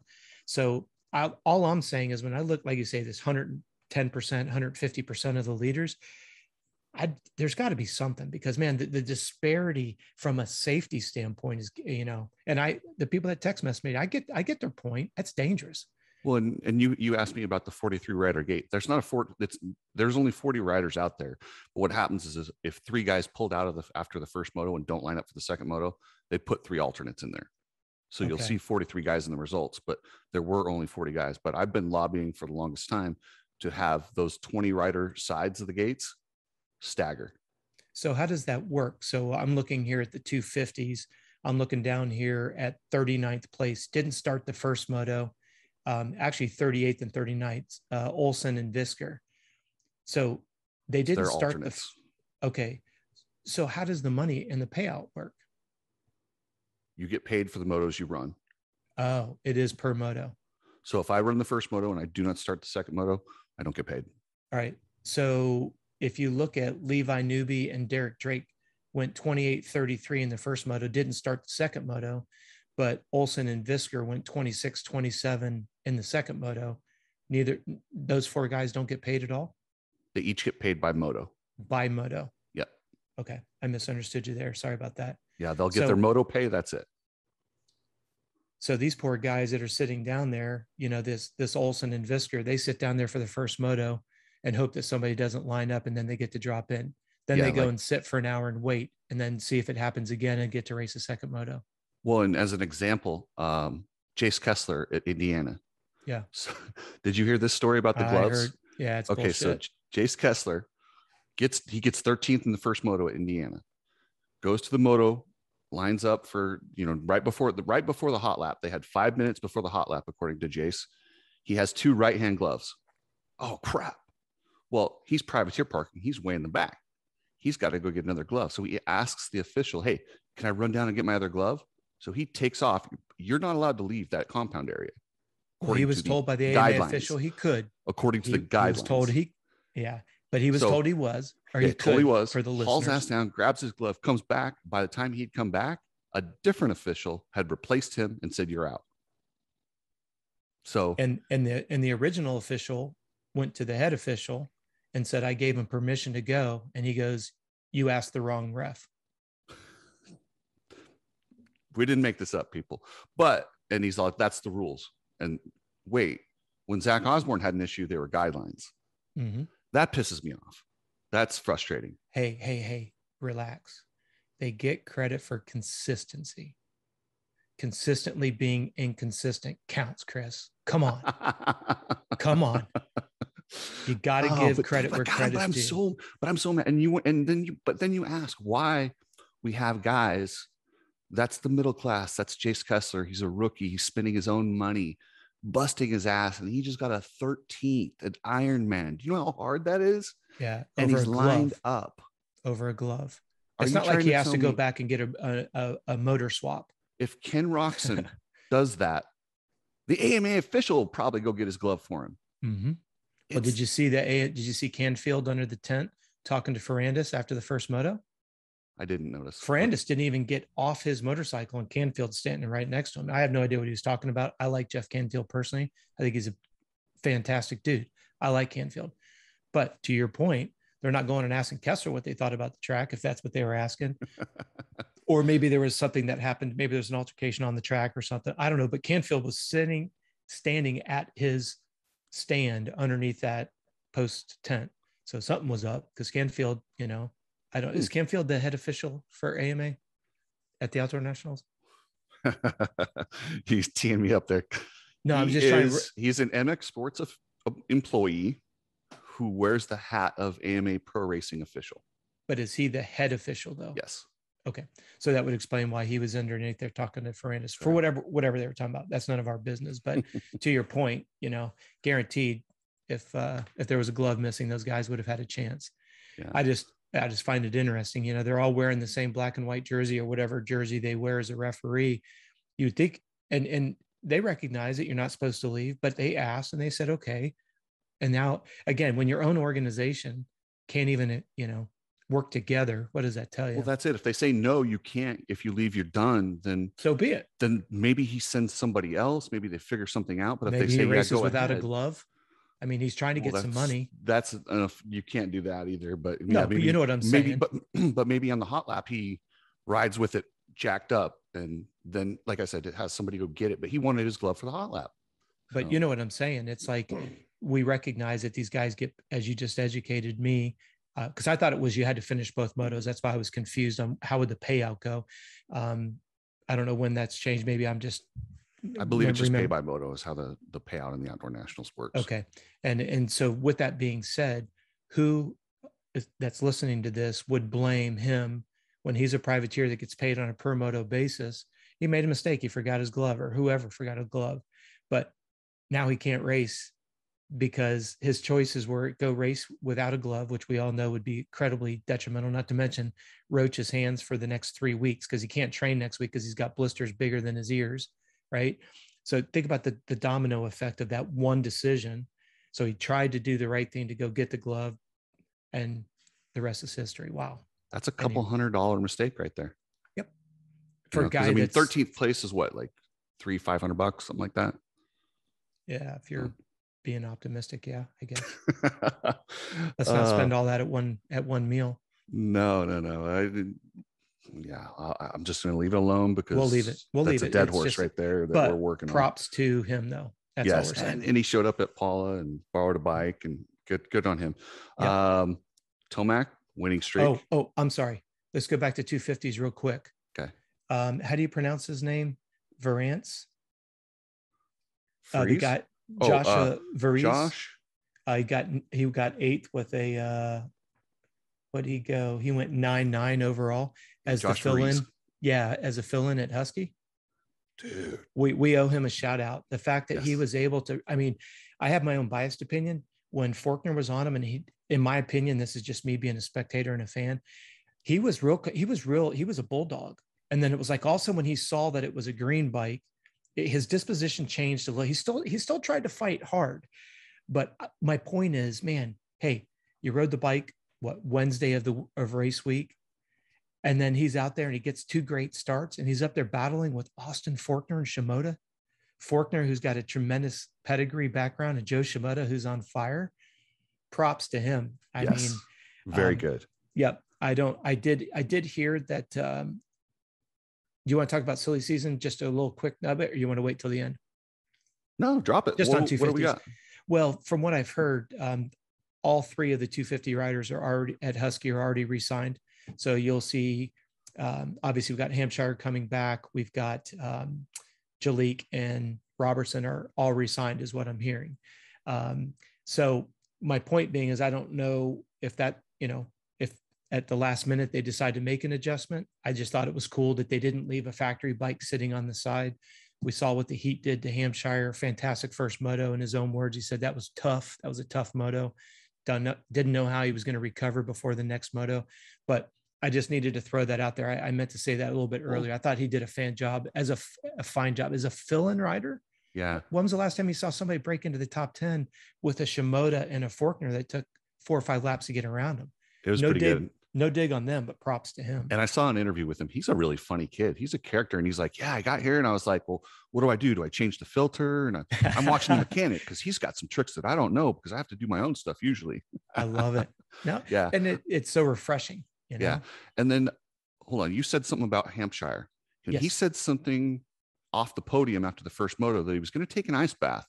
My question to you, I don't like, as far as my understanding of the human body, you don't want to shock it back until the end of the day when you're done, right? I don't understand why you'd want to do that. I would think you'd want to try to just go to an AC unit and cool off a little bit. Yeah, there's a bunch of arguments around this, and I don't like to get into the emotion. I want to stay in the physiology world. If you're driving your car during the winter and you fall into a frozen lake, your body tries to heat that body of water up. That's why we call it hypothermia, right? Your body loses heat to the lake. Because of the volume of the water and the temperature of the lake, it eventually ends up pulling your core temperature down. Your body's going to fight it until it can't fight anymore. If you've ever been outdoors and been cold for a long period of time, let's say you go snow skiing and you're exposed to the cold for a long period of time, you notice how fatigued you are when you come back in. So when you look at it physiologically, the body doesn't like an extreme of heat and it doesn't like an extreme of cold. So to your point, the most effective way to bring the core temperature down is AC, cold. You've got a couple arteries on your body.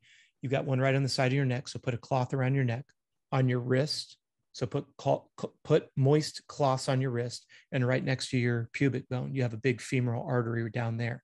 So put a washcloth on your groin, your wrist, and your neck, not ice cold, cold water, cool water underneath an oscillating fan with the ambient air temperature. That is less taxing on the system from a recovery standpoint. So you're exactly right. You don't want to be exposed, as you use the word, shocked. So that's going to be the first key. But yes, we want to get the core temperature down, but we don't want to lose energy. When you fall into that lake, I don't know if the listeners understand this, but when you get goosebumps and your body starts shivering, that's your body's way of trying to create heat. Well, that takes calories, that takes energy. Well, so these guys are talking about trying to conserve energy, and then they jump into an ice bath, which then costs them more energy. And the way I understand cryotherapy is, so in cryotherapy, where they hit you in the super cold tanks with what it does is that your body thinks you're about to go to hypothermia, so it pulls everything to the core, which essentially flushes and re-oxygenates your blood, which is good at the end when you're done for the day, as far as for recovery for the future. But in between motos, like you said, that sounds like it could be a detriment. It definitely could be a detriment. Now, I'm going to sound like I'm contradicting myself. Where is that magical number? I don't know about you. If you've ever come back from a workout and you're sweating profusely and you jump in the shower and you have it ice cold, right? And then you get out of the shower and then you start sweating again. You've got like the George Costanza where the shower doesn't take. Yes, exactly. It happens to me every time I'm in a humid climate like yours. So. That's right. Well, and that's what adds, you guys are in a low humidity. They were talking about the humidity percentage was only 20%. That actually helps because water will not evaporate in a moist environment. So sweat will not evaporate when there's moisture, 100% humidity in the air. Higher the humidity, the harder it is to get the internal heat out, known as exothermic process. But when you look at the fact that you get out of a cold shower and then you start sweating again, a lot of people miss this. It goes right by them. That is your body trying to warm itself back up because you just shocked it with cold water. Now, some of it is that your core body temperature is still relatively high, and that's why you're still sweating. Because again, I'm not naive. I have a massage therapy background. That's why I'm saying there's no exact science, and it's always those finite boundaries that we want to work in. We're trying to bring the core temperature down. That's cool. How do we do it without exhausting the body, i.e. falling into a frozen lake? That's going to exhaust you. How do we bring the core temperature down without causing more stress? How do we bring the temperature down enough so that in 45 minutes we can get gear back up to go back out and do it again? That's a very difficult situation to be in. So we always have our athletes use the cold cloth under an oscillating fan, and we prefer to do it in segments. But when you've only got an hour, like when we're at Loretta's, we have them sit underneath, get out of your gear, expose the skin as much as you can, get underneath the cold cloths with an oscillating fan, watch the heart rate. When the heart rate starts to come down close to normal, then move to colder water on the washcloths. You still have the fan blowing, so you get that radiator effect. When the heart rate's coming down, so it's not as much of a shell shock, then move into the cooler conditions, especially if you have another moto coming in the next hour or so. What's your thought on cryotherapy then? Cryotherapy works, but like you say, you're not doing it in between motos. You know, if you're doing it at the end of a day or you're doing it on your off day during the week, absolutely it works. All those modalities work. And the science behind them, you know, the burning of the brown fat and all. Yeah, it definitely is true. But when is the right time to drop that in? That's where you got to look at the stress. We refer to that as residual fatigue, Monday through Sunday. So these racers that we're enjoying watching, not only are they training on the motorcycle, they're testing the motorcycles, then they're training off the motorcycle, plus they're traveling. Think about all that they're trying to balance. It's the residual fatigue and the stress. And just like a motorcycle, excessive exposure to heat does what? Weakens the power of the power plant. Well, we're human beings. We're no different. I don't know. I didn't remember seeing why Hampshire had such a bad second moto. I don't know if he went down a couple of times, but going 314 tells me that either the heat zapped him or whether or not that was, I don't know if he wrecked several times, because obviously with him being that far back, the commentary didn't talk about it. Well, and yeah, even Hampshire's not a guy that's going to get 14th, even if he wrecks 3 times. We know that it That's had true. to be, That's had a to be good some point. sort of a fatigue. Well, on the podium, he looked like he was about to have a heat stroke. I mean, he was almost incoherent, wasn't finishing his sentences. He doesn't have that dynamic personality that we normally see. Yes. You know, and what makes it worse, and this is not any of the OEM's fault, he's sitting there with that jersey on, which is continuing to trap that heat inside that body. Yeah. You guys, well, you saw Jett was trying to get his goggles off. He's trying to get air. They broke away to commercial, but remember last week when he just about ate the water bottle, he was trying to get that cold water down so quick. Very aggressively.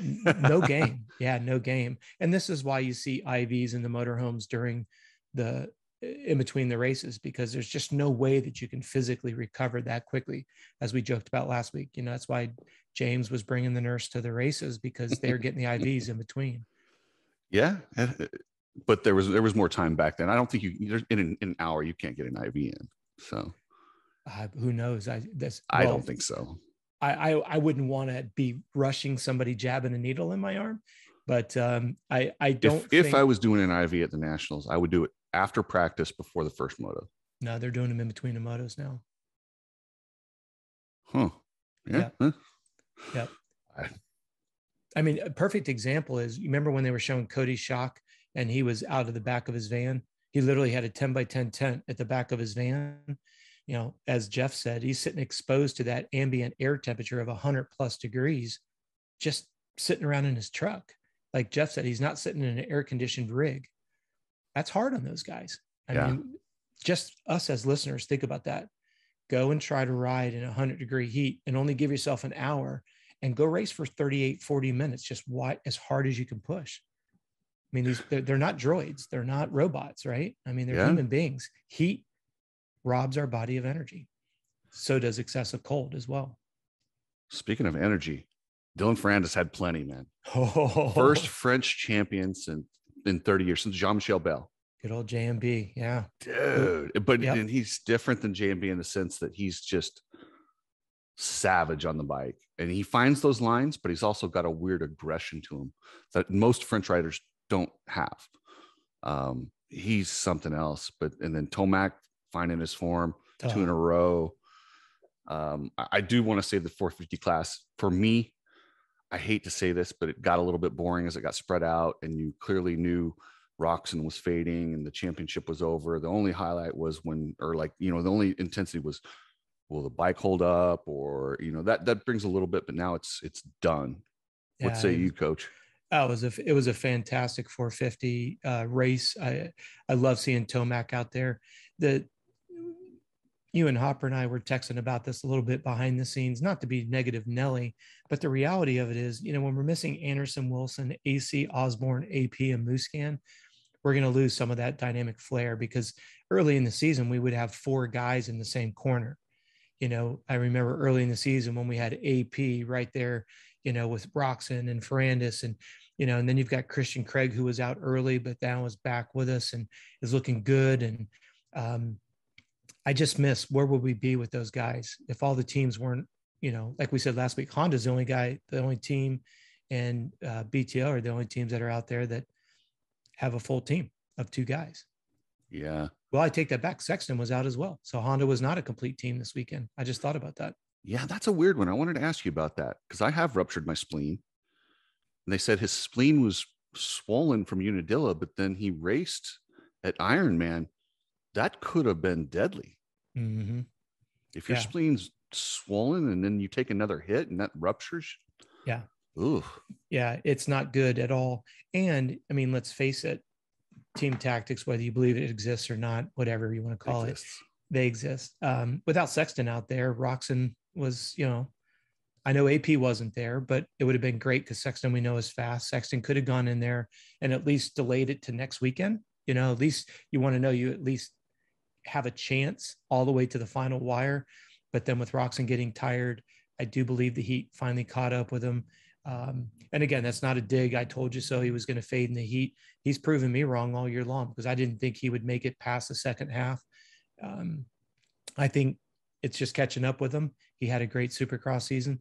Ferrandis said something on the podium that just kind of kicked me right in the groin when he said, I want to congratulate Roxon. You know, he fought a hard fight for second place in outdoors after getting second to Webb in Supercross. And I was just like, it wasn't a backhand slap. No, but I thought, it still hurts. Golly. Because I had forgot, you know, again, we tend to forget real quick how that went to the wire, you know, with Webb at Supercross, and it just barely lost it. And then what are we essentially we're essentially 2 motos early of him being able to possibly wrap that one up. So, I mean, talking about taking the wind out of Kenny's sails. Holy cow. And he may lose it to Tomac at this point. Kenny's a 2-time champion. Yep. Kenny's one of the all-time greats. But yeah, that stings a little bit. Yeah, it stings really bad. And the fact that Tomac's only 11 points out or something he may run Roxon down. I mean, if Roxon doesn't have a couple top threes this next weekend, Tomac could run him down in the last weekend of the year. Well, and let's be honest. Next round, if I'm a privateer, it's awesome. It's a great round, a great opportunity to get up there and get a finish that you probably wouldn't normally get. Yep. Because the guys that are signed for next year, they don't care. Mm-mm. Coach. They're already thinking about Supercross testing, where they're going on vacation. It has been a long ass year if you count all the way back to Supercross, which, you know me, my opinion is I believe you should be a Supercross racer or an outdoor racer. I think they're 2 separate sports. And I think doing both shortens the lifespan of the careers. And I think the team should look at it that way. They don't. And for that reason, that's why we get this complete year-end burnout like we do. And you could see it at the end of that moto and how many people, yes, the heat was there, but if there were guys racing this series only, I don't think you'd see quite as much of that. I would have to agree with you 100%, especially when you bring in these guys that we talked about, Anderson, Wilson, AC, Osborne, AP, Muscan, and Sexton. Would you have seen Tomac smash everybody like that? I can't say 100% yes. I can't say 100% no. I mean, he looked great, right? With Tomac, nobody can ever say. Nobody. Yeah, even Jeff said, what a crazy, start to the season. You don't know what you're going to get. But I'm not saying that with a weakened field on depth. I mean, because that 42nd place guy in the 450 class is a complete badass beast. But when you take those factory guys out, to your point, is Tomac going to want to dig deep with 2 rounds to go? Would the narrative be a little bit different where he's like, yeah, I've really only got to race 3 or 4 guys here. Again, no disrespect. You have Ferrandis, Webb, Roxon, Craig. Those are the only 4 factory bikes in the top 5. Well, do you count Anstey? It's a Suzuki. It's factory, but it's a Suzuki. It's a Suzuki. So I don't give it a factory nod because unfortunately he's not getting salary and he doesn't have really trick parts. If you go down below that, you've got Savachi, and then Bogle would be the next 2 factory bikes. And that puts them down in 9th and 14th. So for Tomac, he knew Ferrandis wasn't going to put up a fight in the second moto. We know that Cooper, he didn't have a problem getting around him. Is Cooper, I think Cooper was trying hard, especially after, making the podium last week, but Tomac didn't have to go through these other 7 or 8 guys because he wasn't getting good starts earlier in the year. He still didn't go out and kill the starts these last couple. Yeah, I mean, he wasn't back buried like he was early, but I just think it's like a perfect narrative, slightly weaker field, and Ferrandis isn't going to fight. Tomac would like to go out. Obviously, it's a nice win bonus, roughly $100,000 for a weekend. Not bad spending money for this week. I know he'd like to turn some of the pundits around that say, "Oh, he's just out riding the season," and but look, I got a second last weekend and I won this weekend. It's a great story, but I think it'd be different if the full field was there. But you got to be in it to win it, and I've always advocated that. It's just the nature of the beast. And then Cody Schock, 7th place. Where does he go, Coach? Man, oh man. He certainly deserves to go somewhere. I don't see any 450 rides. I've heard over at the Husky, I hear that Osborne is not coming back. I hear that he is tapping out. Hold on. Tapping out for the next year, tapping out forever. Like, what do you mean? I've heard that we may be seeing the end of Osborne's career. Just, whether it's a back issue or just a fatigue issue or Lord only knows. I mean, he's had a very, very long career. What I have heard is that Mookie is signed, and I've heard because Rockstar is so tight with Dean has actually been re-signed. So good for Dean. Yeah, so I think he deserves it after going out there and running his ass down when he was Epstein Barr and the only guy, and just literally taking one for the team. They literally. I feel like they owe him that. Well, and he does have a dynamic personality. He's been with Rockstar for forever. I know there's some people who are like, yeah, but Dean is getting beat by Cody Shock. Yeah, but unfortunately, popularity helps when you're trying to sell product, and marketing is driven off of that. Whether it's Dean doing the Grandpa Earl or whatever it is, he's done some really cool things that keeps himself out there, and that's just part of the imaging game that we have to play. It's not by accident that Roxon has outside the sport sponsors, whether it's the was it body lotion or whatever, that man care, he's got, and he's in he's in Macy's and these high end because of his marketability. Yes, he can haul ass on a dirt bike, but his marketability gets him those. And that's what I think is solidified Dean going back to Husky. I guess what I wanted to know, and nobody's been able to answer the question, is does that mean Mookie races outdoors next year? Because that would be very cool to see him in the mix. Because if you look at Honda, you got Sexton and Roxon, awesome. You got Anderson and AC at Cowie, that's awesome. To see Mookie and Dean racing outdoors next year, I think that would be freaking awesome. See, I don't want to see that. I think if you push Mookie to go outdoors or I think you're going to get a guy that doesn't want to be there, and he's going to underwhelm. I would rather have him go do what he wants to do. Yeah. Do his very best instead of just going out there. And when I say underwhelming, I mean 97% of his capability, which that takes him from a podium to 7th. Sure. Yeah. And it's not like they're mailing it in because they're working their asses off. Oh, absolutely. But it's just, the difference between when you want something so bad that you can't be denied, and then you just kind of want it. That's a big difference. So, but I would love if Mookie, and I don't even have Mookie's phone number in my phone. I just think it'd be cool if he did want to race outdoors. Like you said, if the fire was in his heart and he wanted to race, because then you've got Dean and you got Mookie at Husky, you got Sexton and Roxon at Honda, you've got AC and Anderson at Cowie. You go to KTM, you've got AP, you've got Cooper. I'm hearing that Musquin still has not signed yet. I'm not sure if that's because he's not sure that he wants to race. I know that KTM has offered him a contract. He just hasn't accepted it yet. I do know that his gear deal is based on whether or not he accepts that or not. I don't know. I had heard some scuttlebutt that there was a chance that Musquin could end up over at Husky. Now that that's not an option, we know he wanted to go to Gas, but didn't want to change gear companies. So we know that that's off the table. I do know that KTM's got an offer on the table. I don't know if it's a pay cut. I don't know what it is. I'm not in behind closed doors. My point is this. Can you imagine if you had AP, Webb, and Musquin healthy for Supercross and outdoors, 2-man at Cowie, 2-man at Honda, 2-man, and then Butler Brothers coming in with McElrath, and supposedly I'm hearing Max it's going to be. That's what I'm hearing. That's not bad. I mean, or they keep Savacci. Either one's they're both good options. You can't go wrong with either one of them. But you've got Max Hanstey on a Suzuki that essentially beat Savacci.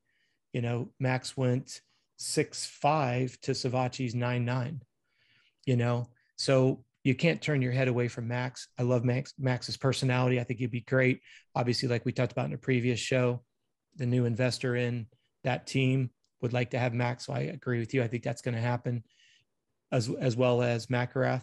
And let's not forget, I'm going back, not only 4 or 5 years. Remember when McElrath was tearing it up for TLD for that West Coast Supercross title? The boy I've called him one of the best hard-packed Supercross riders that I've seen. When you the man can haul the hard, slick Anaheim or Salt Lake type dirt, McElrath's good.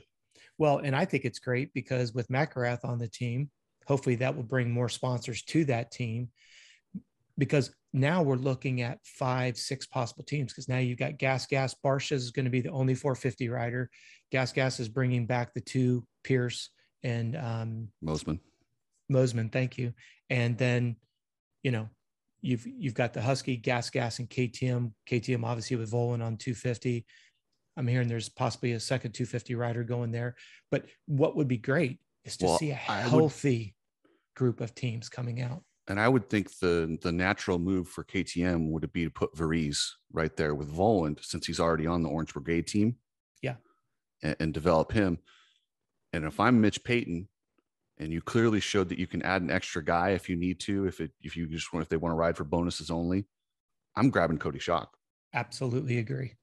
To me, it's a win-win because I don't think they're going to re-sign Jordan Smith. I'm a double negative here.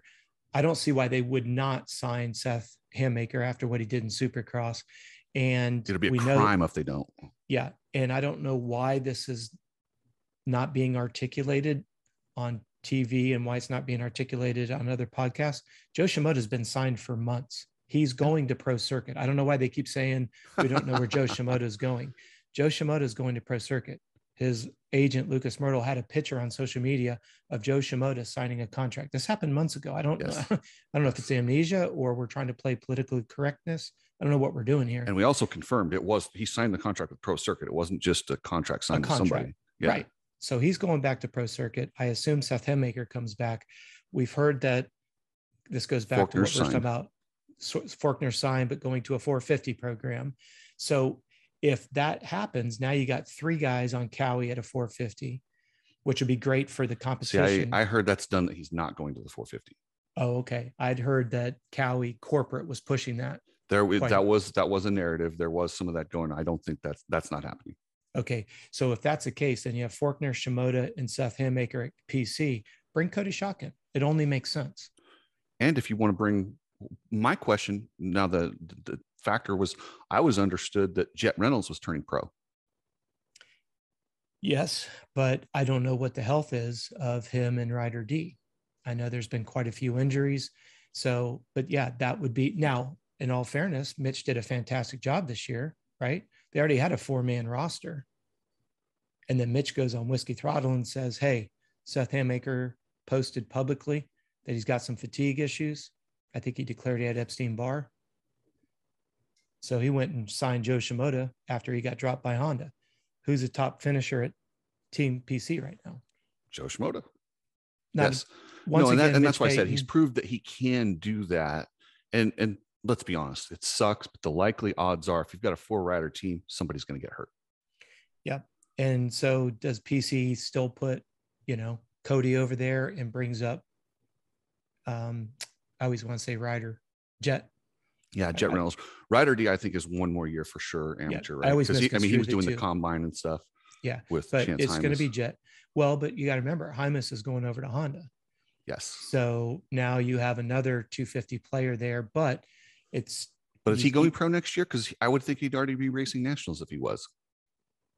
I think he's going to go A next year and then go pro the following year. Him and Ryder. So that way he can generation. toggle kind of back and forth through that. But that's where I would see Cody Schock going, because I know that Gas is not expanding beyond 2 riders. I know that Husky's not expanding beyond 3 riders. And I'm speaking of the 250 class. We know PC has had 5 riders, and I haven't heard, I haven't heard that Jordan Smith is being negotiated with. So, leads me to believe that he's not on the radar. And why would they, when you've got, Jett in the hoppers? Yes. I mean, you're going to have to go to that next level of investment that Team Green has had for a couple of years. Yeah, absolutely. And now the thing that I had teased it last week, we kind of ran out of time. We're running out of time today, but I really want to talk about post-race depression. Yes, sir. Dylan Ferrandis, he won the title, but there's this huge letdown. My friend Elise Anderson just fought MMA in Singapore. She didn't win, but she had a great performance. There's always a letdown after, no matter whether you win or lose. How do you deal with that, Coach? Whenever you're dealing with high level accomplishment, you go to college and you finally get that degree, and it's kind of like that, like you say, the air's out of your sails a little bit. When you think about athletes that work and work and work for something, our sport is so cool because we race every weekend, sans a couple. So what happens is we almost get immune to the pace. It's all we know. We start to incorporate it.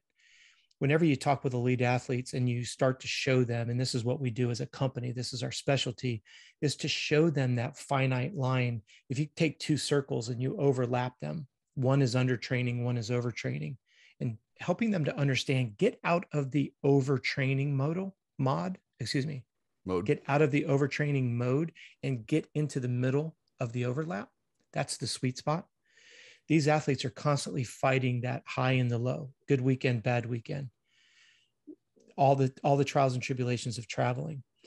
To answer your question specifically, put yourself in their position. They're so used to the grind that they don't know what to do when they feel differently. Ferrandis is on an emotional high. Ken Roxon, he's not hurting for money, but these top guys don't do it just for the money. They do it because they're champions. They hate losing more than they enjoy winning. On it, all the little mantras and cliches that go with it. What we try to do with all of our clients is we say to them, okay, when you started the season and we laid it out, and this is what you wanted to accomplish, there was a goal, and that goal kept us motivated. I don't want this to sound hokey. It gave you purpose to get up tomorrow morning, because you have to ask yourself, when you're doing the cross training and you're putting yourself through that much sweat equity, what are you doing it for? A lot of guys will say, because that's all I know, or I'm doing it for the money. When you get beyond those types of answers, it really comes down to why. And that's where you see a true champion. And when I say champion, soccer mom of two is a champion. She's trying to make sure the kids get to school, partner's doing great. All the things, we all have our definition of what makes us a champion. Yeah. I listened to a podcast called Andy Frisella's. God, what is it? But he's got a podcast. He says, win the day. Yep. Set your goals, win the day. That's it. Yep. Well, and take it a step further. I always challenge my athletes. If you woke up independently wealthy tomorrow, what would you do with your time? Where would you go? What would you eat? What would you wear? What would you spend your time doing? And how does that compare to how you live your life right now? So for these guys, Ferrandis specifically, and I loved what he said on the podium, it was a lifetime dream just to be a 250 champion. Now he finds himself as a 450 champion. Now the challenge comes into that postpartum that you're talking about because of the emotions. Imagine just throttle is wide open, carburetor is wide open, air fuel's just screaming, and you chop the throttle. That's what these guys are experiencing a week from today. Because the season, it's a grind. You just want to get through it. But then you wake up. Now, on one hand, they're like, thank goodness the season is over, right? I get to sleep in. I don't have to wake up. I don't have to get on another airplane. We understand that. But we're talking at a hormonal level. There is definitely a level of depression that settles in because you've essentially lost purpose. When to take your analogy even further, yeah. You know how when you take a hot bike and you park it and it just starts going, yeah, yep. That's you're emotionally doing that. You're emotionally doing that, and you don't realize at a hormonal level when you work out. We hear the buzzwords. Oh, I got an endorphin high. I got this. Your body starts to lean in on that. It enjoys that sensation. Now, there's that line of going into overtraining where it's just miserable and your body starts to resent it. That's why we see people that's why I'm such a big advocate against overtraining. And I'm trying to put my money where my mouth is by creating our health and wellness performance report card so that you know when you're over or under trained. Because at the end of the day, when you get to the end of the equation, I want you to be motivated tomorrow to get back up and continue to pursue some level of excellence, whether it's health and wellness or performance. I want you to be in a mindset that you're excited about that. But when you're constantly, and always put it back in the terms of a motor, if you're constantly running the oil low and constantly running inferior fuel, constantly running, low radiator, you excessively heat a bike that doesn't need to be excessively stressed. So that's all. Think about it. The end result is excessive stress.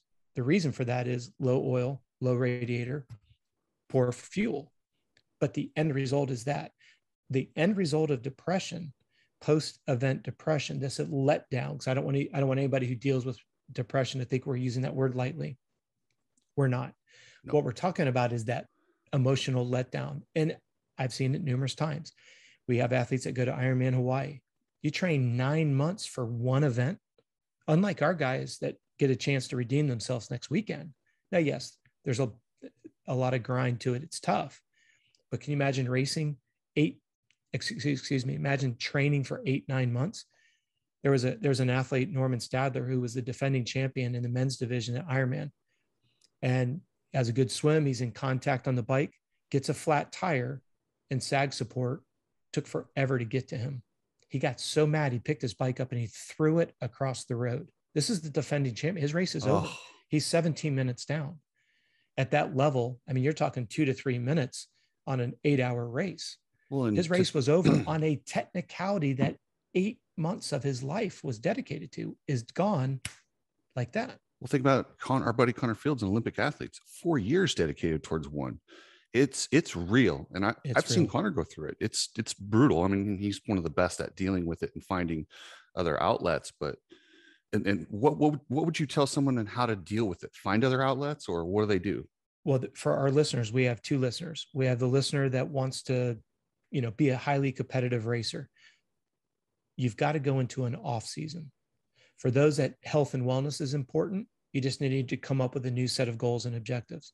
Because, and I want to make sure the listeners think about this. If you're on the side of the equation where health and wellness is your focus and you've got a family and a job and you're weekend warriors, that's cool. But you still have the same outline and demands as whoever you put on a pedestal that you love to watch race, whatever sport. And the idea here is when Ferrandis and Webb and all these guys, their season is over, they get permission to go into an off season. And what do we say?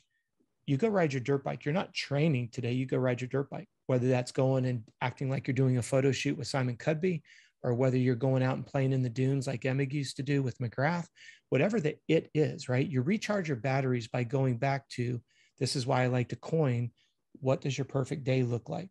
Because if now you don't have to get on a flight, you don't have all these obligations, what would you do? Where would you go? What would you eat? What would you wear? Who would you hang out with? Because that's what you need to do. Like with our athletes that just finished Loretta's, they're on a 4-week, they did a 1-week post-race recovery, 4-week official off season, no structure whatsoever, no physical activity above heart rate zone 2, and cumulative volume on a daily basis is no more than 1 hour, period. Now, during this time frame, this is when our athletes go to the movies because they didn't have time. They go eat popcorn because they thought in the past that it wasn't good for them. Whatever your it is, because again, you're living your perfect day. You're independently wealthy.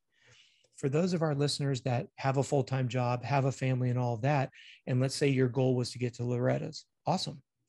Take the time off and then reset your goals. Yeah, but Rob, I didn't care about qualifying for Loretta's. I'm a weekend warrior. I just want to be able to enjoy going up fast on my dirt bike. Awesome. How about setting some goals and objectives? Maybe you want to be able to do a time trial on the rower and you want to break your 500-meter time. Reestablish some new goals, because what does that do? It gives you purpose to go back in the gym. Yeah, without having that goal. This is what, if you study human behavior, this is what happens when you see people that inherit a shitload of money, especially when they're like 18, 19, that never really had to understand what it was like to work for it.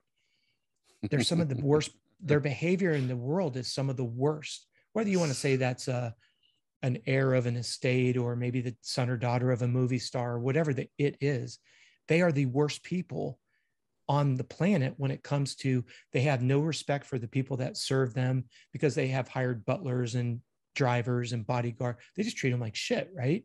Because their reality is completely distorted.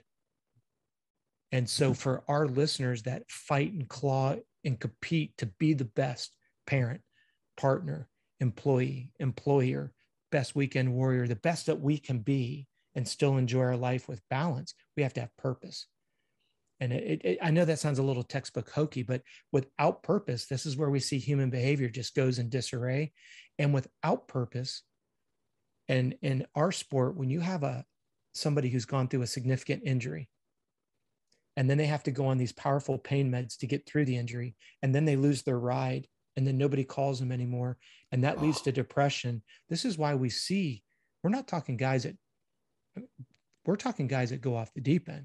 And we all know the stories of the heroin addiction and, excessive alcoholism to the point that they die of cirrhosis of the liver. We're not making this stuff up. No, there's a list. There's a list of former pros that nobody will talk about. And that's right. Yeah. So depression is real, and it's partially emotionally, hormonally driven. And then the other side of that is just waking up without purpose. And when you can at least understand the purpose of today is, hey, I'm just recovering from X amount of time of training. And I would encourage our listeners that consider themselves weekend warriors, when was the last time you took a week off, 2 weeks off, 3 weeks off. And tell me if you would advise them to do this too. And this, once again, I steal this from Andy Frisella. What he says, do the list, put 5 things on it, but don't just put 5 things that you have to do. Like, don't put ride my skateboard, put, go to the movies, make sure I eat an ice cream sandwich, and check those off. And then that actually stimulates the, that need in your body, those hormones that need you to do something, helps stimulate those. Would you agree with that? Totally agree, because all of us are motivated by something that's important to us. My oasis is the beach. So if I put on the calendar with Michaela on Friday, we're going to go to the beach, it motivates me to not waste 1 minute of time Monday through Thursday. So my week is done so we can leave to go to the beach, because again, it sounds a little textbook hokey. When I'm at the beach, I don't want to be worrying about the work that I still have to do. When I'm at dinner with Michaela, I don't want to be talking about what I need to be doing at work. If I'm working, I don't want to be dreaming about the interval that I should be doing because of the triathlon that we're registered for. When I'm on the bicycle and I'm doing speed work, I'm thinking about how I'm going to win this next race.